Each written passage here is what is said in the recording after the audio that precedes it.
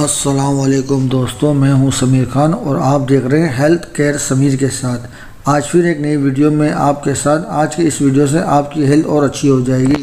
तो चलिए शुरू करते हैं।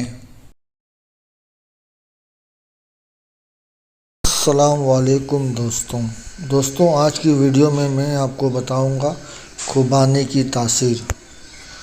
दोस्तों, खुबानी की तासीर के बारे में आज की वीडियो में हम जानेंगे। खुबानी की तासीर भी सख्तर है। ये कब्ज़ कुशा है, यानी इसको इस्तेमाल करने से कब्ज़ नहीं होता।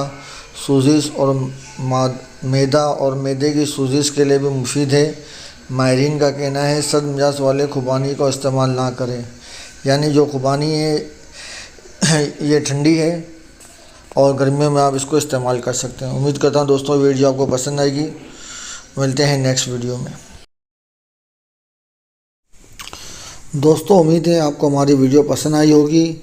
ऐसी मालूमाती वीडियो के लिए हमारे चैनल को लाइक करें, हमारे चैनल को सब्सक्राइब करें और दोस्तों को शेयर करें। मिलते हैं नेक्स्ट वीडियो में। अल्लाह हाफिज़।